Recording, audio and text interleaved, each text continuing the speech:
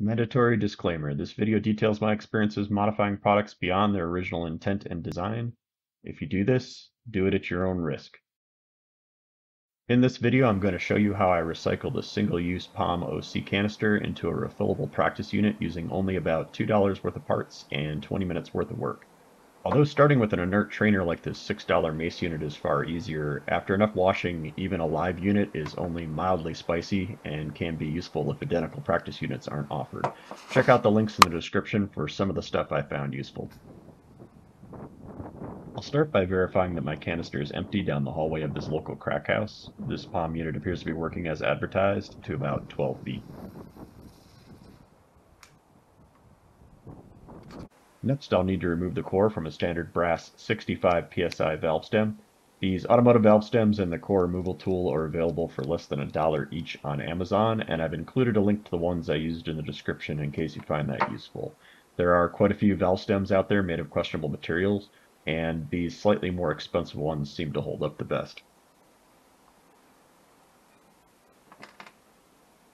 Using a blowtorch to evenly heat the rubber portion of the valve stem, I'm looking for it to crack and swell slightly until it's easily removed with a steel wire brush. This is by far the simplest method I've found to get rid of the rubber, but does create a lot of embers and smoke, so I made sure to be outside in a non-flammable, well-ventilated area. It took a few tries to get the timing right, as the glue doesn't want to let go for about 30 seconds, but after a few trials you get it right. I also took this time to brush off as much of the glue and rubber as I could.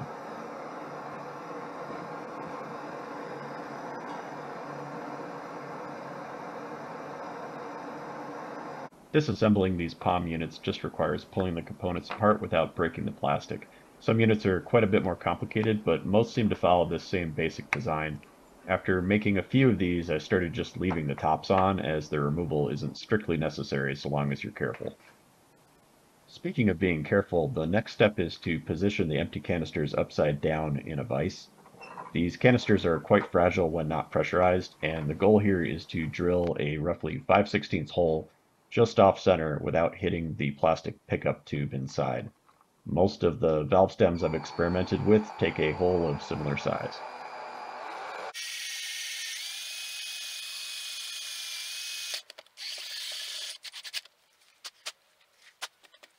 Here you can just see the pickup tube in the middle I was talking about. I thoroughly rinse out the canisters using a squeeze bottle and some mild detergent to remove any metal chips and some of the spiciness. I've found it to take about a dozen refill and discharge cycles before live units are acceptably mild.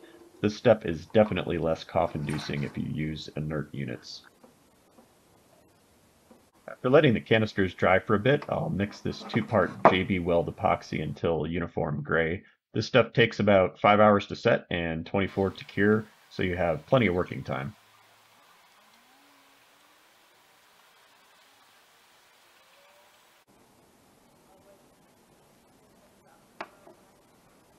A final scuff with some sandpaper gives a nice surface for the JB Weld to adhere to. Applying a thin line of JB Weld around the inside shelf of the valve stem, I'm being careful here not to overdo it, as any excess will probably foul that plastic pickup tube permanently. After seating the valve gently, I apply a bit more JB Weld around the outside edge for strength, and clean up my work, because if it's going to be ugly, it might as well be pretty.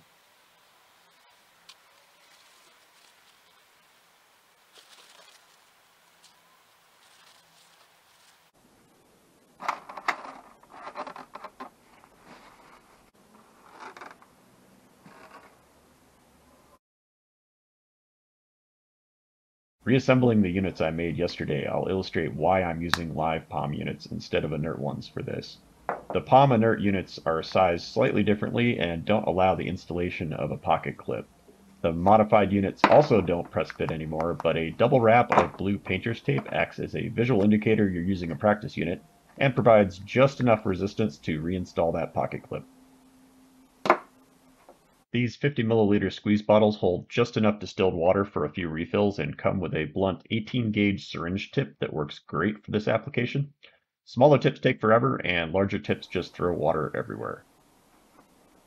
I'll demonstrate how quickly these can be refilled. I'm adding about 15 milliliters of distilled water, or half a fluid ounce, which is roughly what these units were designed to hold.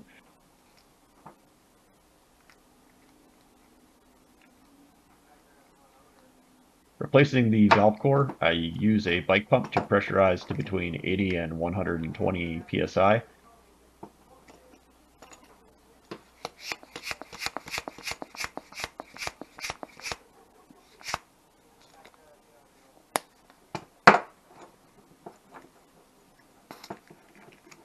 In less than a minute, you're good to go.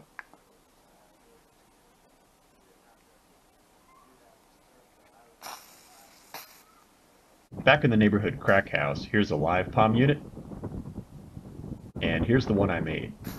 They both go about 12 feet and last about 10 seconds. On occasion, the nozzles get clogged, and I found a convenient way to clear them is to remove the valve core and squirt distilled water back through the nozzle while holding down the release button. Okay, now that you've seen how everything is supposed to work, let me show you how durable these 65 psi valves are in this application.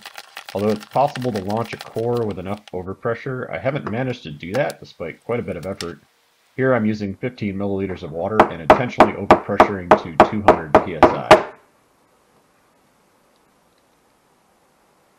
The plastic valve cap broke, but as you can see the valve is fine. So the testing shall continue.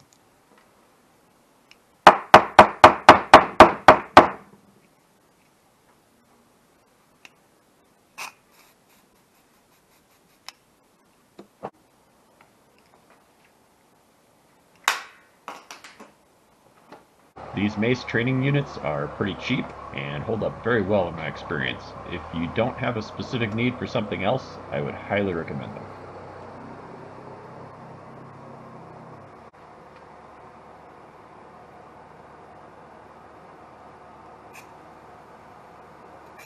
At this point I was getting kind of ridiculous trying to get something to fail, so I ran directly over an unprotected palm unit that was overpressured to 200 psi. The JB weld failed gracefully and the valve was fine.